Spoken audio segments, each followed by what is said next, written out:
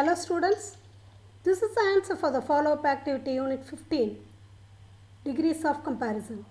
You can check your answers. Today is a fine day since I am able to present you with a new lesson to the expectation of my viewers. I have already taught you verbs in detail in 3 units, verbs part 1, part 2 and part 3. If you have not listened to those videos, better listen and then continue with the today's topic. That is verbs part 4, modal auxiliaries. Let us recall and understand the difference between the main verbs and modal verbs. What is a main verb? Main verb expresses you an action or a state or condition and also gives you the main meaning of the sentence. For example, he writes, they are authors, and we read books. Writes or read are main verbs. They are also called as base verbs, state verbs, lexical verbs, finite verbs or principal verbs. What are modal verbs? They are nothing but modal auxiliaries or helping verbs and are placed before the main verbs in a sentence. They do not give major information in terms of an action. They support another bigger verb, that is write, be, read. Can, might, shall are modal verbs. These example sentences have a verb phrase, that is modal verb plus main verb gives you a complete idea. He can write shows his ability. The picture is I have made a guess. They might be authors. Then the next one, we shall read books, says you about their suggestion.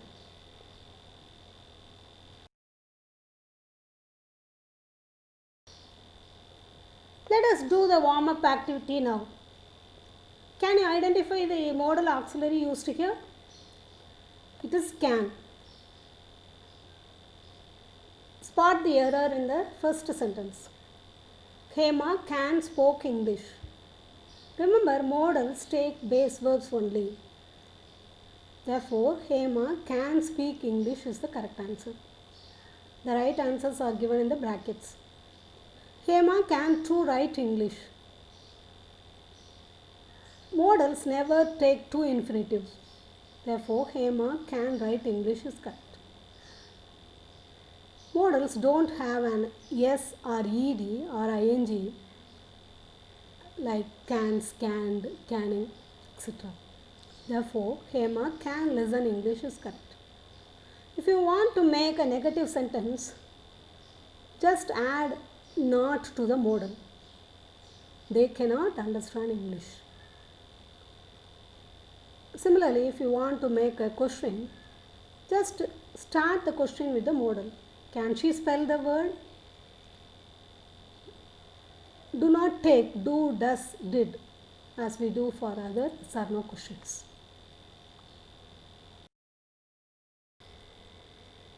Shall we start learning modal auxiliaries? What are modal auxiliaries? They are helping verbs. They generally express a speaker's attitudes or mood. They are special verbs and they always help the main verbs to show ability, certainty, compulsion, obligation, expectation, caution, warning, regret, etc. Modal auxiliaries are 10 in number. Just have your right hand finger and start counting in pairs. Will, would, shall, should, can, could, may, might, must, have to. Quasi or semi-modals are 4. They are need, dare, ought to and used to. Let us continue learning the grammatical structure of modal auxiliaries, functions of modal auxiliaries, polite expressions using modal auxiliaries, and finally the difference between will, would, can, could and so on. Structure of modal auxiliaries are three in number. One is positive sentence, second one is negative sentence, and the third is interrogative sentence. Subject plus modal verb plus base verb forms a positive sentence. That is, she should wait. The second one is negative sentence. She is the subject. Shouldn't is modal verb. Go is base verb. Should she wait is an yes or no question. Why should she wait is a WH question. Modal auxiliaries are followed by the infinitives without to. For example, can sing, may sing, must listen, should cheer up, etc.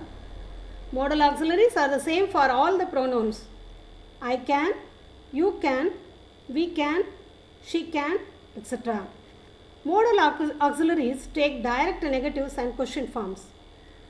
He can't dance. Could you please wait? Here is a list of modal auxiliaries with their functions. I can sing a song. He can't dance now. Shows the ability or lack of ability at present or future. She could dance before her accident. Says that past ability. Before the accident, she was able to dance well. The modal may can be used to ask permission. May I sing a song? May I come in? May I go to restroom? Etc. If I use can I, it is very informal. It is not advisable to ask to an elder. If you want to be more polite, use could. Could you please wait? Could you help me? Etc. Mustn't, can't can be used for prohibition. You mustn't make a noise. We can't shout here. The modal should can be used to advise or to show our duty. All should be quiet. We should cheer up. Obligation shows our bound duty. The audience in a music concert must maintain silence. We must listen to the song. You can sing a song. You can use my car. You can sit here, etc. is an offer or request. I can attend the program gives the meaning that it is possible for me to attend the program. I guess the program might end at 9 p.m. I have to go home now. Says it is necessary for me to leave at once. I will sing a song or I will pass this time. Says you certainty or about future.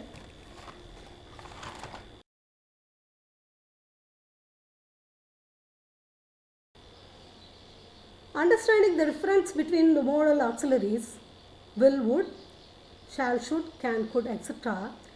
will give you a clear idea about their usage. This would help you to use the modal auxiliaries correctly. A very important difference between will and would is will is used in the mere future context and would is used for polite expressions. We will be at home tomorrow by this time is future.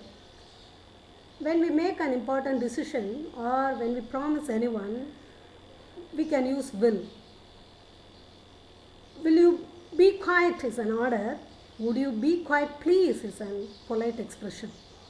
She said that she would pay the bill is an indirect speech where would is used in the past context. The difference between, let us learn the difference between will and shall.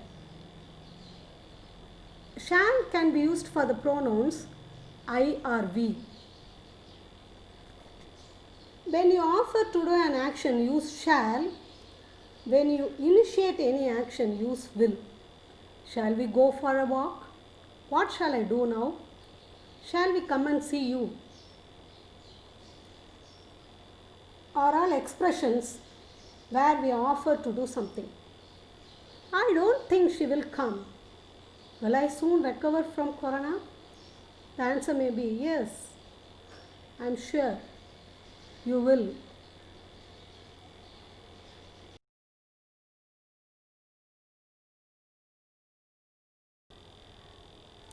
Let us see the usage of modal auxiliaries. May and might. May is used for permission. May I drink water? May we leave now? May is also used to bless or wish someone. May God bless you. May you live long. If there is less possibility or if you are not sure about, use might. It might rain today. This shows I have a doubt about today's weather. Might rain or may not rain.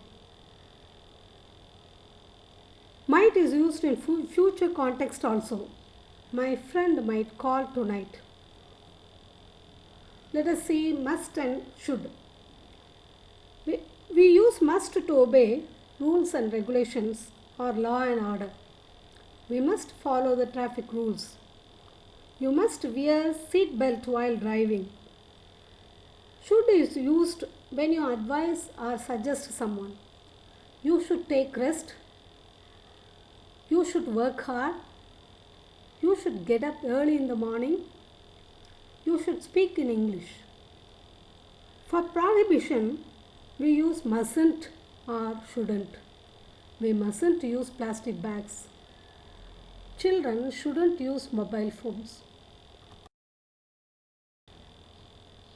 Dear students, if you wish to speak in English, learn some beautiful or polite expressions and use them when you talk to elders or seniors at office.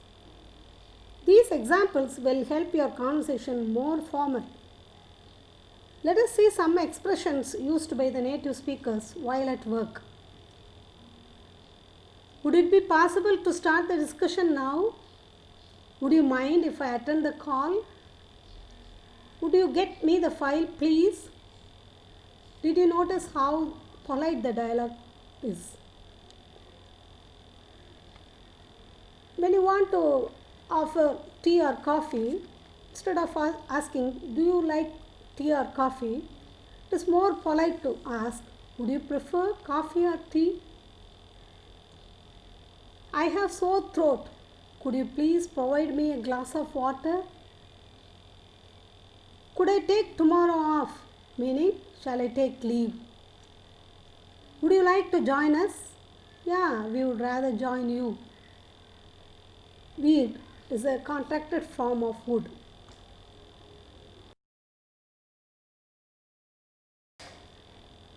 Students at plus 2 level and candidates appearing for competitive exams must learn about quasi-modals. They are 4 in number: ought to, used to, dare and need. The other names are semi-modals or marginal modals. Semi means half.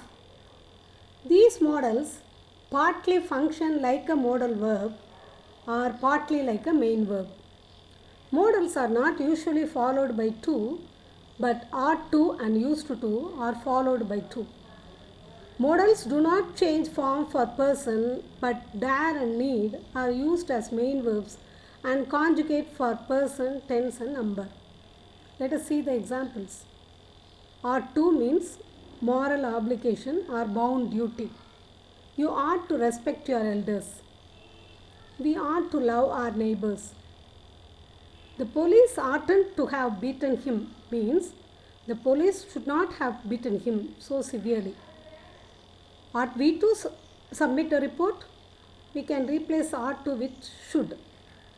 For doing grammar exercise, you should learn ought to. But in modern day usage, should is more common than ought to.